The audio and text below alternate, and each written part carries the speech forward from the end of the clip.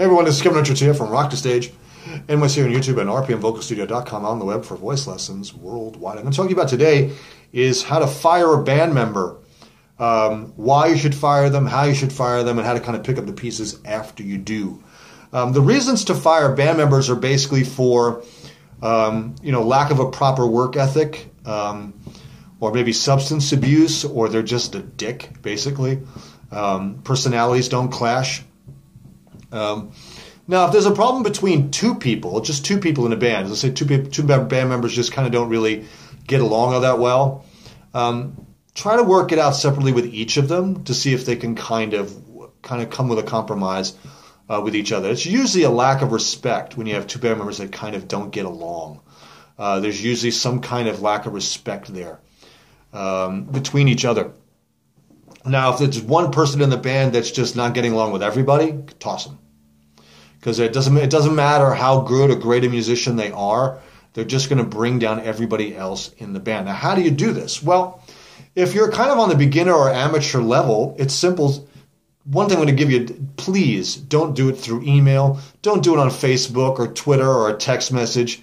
Bring them in, have a band meeting, and fire them face to face. Now, before you fire them, though, when you're first sort of noticing the behavior or the lack of work ethic that they have, warn them, sit them down and say, listen, man, the rest of us all come in, and we all know the songs, and you come in, oh, I didn't have time, and blah, blah, blah, or you're always constantly late, and we get a late start, you're on my time, you got to respect everybody, and their time as well, and, the rest of us are all putting in the time, and you're not. You're kind of dragging your heels. We're concerned.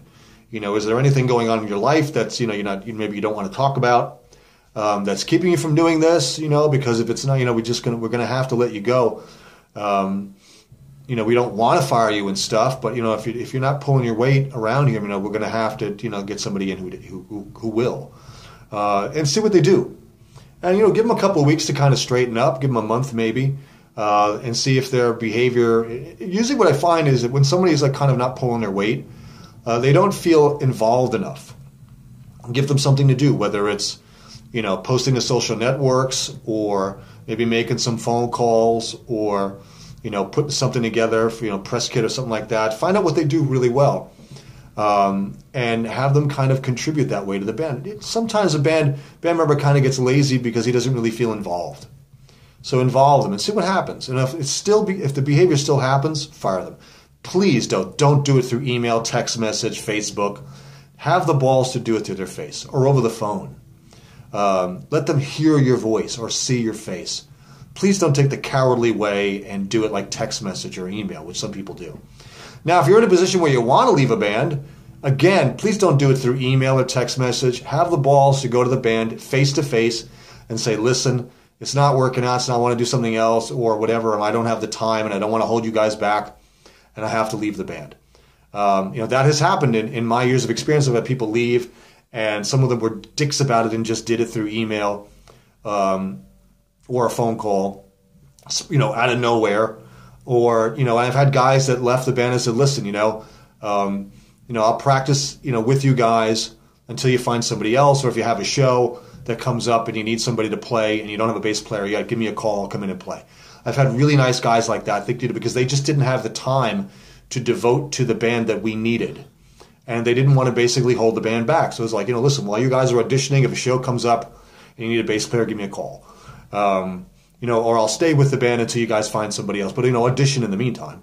So I've had guys that were really nice like that. So it goes on. Now, if you're in a professional position, where you say under contract with a management or something like that, then you have to discuss it with them first and see what they say. And if you can, try to get them to fire them so you don't have to do it. Because, sometimes there's friendships involved and stuff like that. And you want to have kind of an outsider do it. But you want to do it everyone together, though. Don't do the Pete Best thing where they had the manager fire the drummer so they could get Ringo into the Beatles, and the band never spoke to the guy. And the band never spoke to the guy after that. They had the manager fire him, and then they never ever spoke to the guy ever again. At least have the manager sit down with everybody in the band and discuss what's going on, and that they have to let the guy go. It's a professional way to do it. If it has to be done in writing, have it done in writing. If you're sort of signed to contracts and stuff like that, compensate them in any way that has to be done so it's done cleanly and they're out of existence, and then you start looking for someone else. The better you kind of position yourself, the more of a better reputation that you have among people, the better type of person that you'll attract to replace them. If you go about it in a real dicky way, that reputation is going to follow you, and people are not going to want to play with you.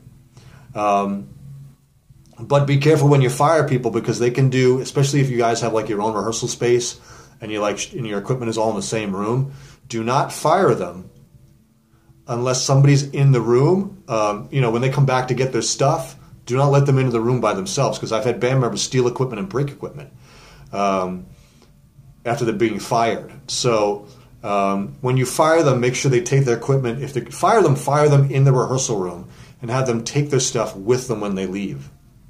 And then immediately change the lock. Immediately have them change the lock or put an additional lock on the doors, whatever you're going to do. Because I've had band members, you'll feel it out. You'll know on the particular person if they're that kind of person to do that. But as I said, if it's done in a really nice way and the person understands that you kind of have to do it, I don't think they're really going to come back and trash the place or steal your equipment and stuff like that. Like I said, it has to be done delicately. Now, to pick yourself up after that is, audition. Look for the people. Don't just, hire somebody based on don't just bring somebody in just based on, their playing ability. Because it doesn't really matter. It's all about personal dynamics, because you're creating a kind of a relationship, a kind of family unit of guys, or guys and gals, or whatever. A band is a kind of a family. It's a relationship unit. And, you're not always going to see eye to eye, and there are going to be little fights and little arguments, and not seeing things not all going to be on the same page all at the same time, just like any family is. As long as there are not any, drag out fist fights and stuff like that. You can have friendly little disagreements and arguments. That's okay. As long as it doesn't get personal and nasty. Keep it on a professional level. But when you're hiring somebody in, talk to them.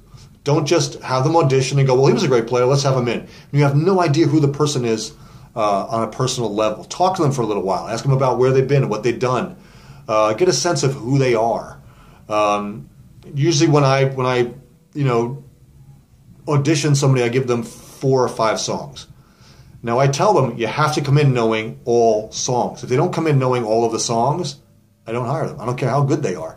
They didn't do the work that I asked them to do. It's really not that hard to learn, 4 songs in like 2 weeks. If they're really, really dedicated and really want to be in the band, they'll come prepared of knowing all the songs.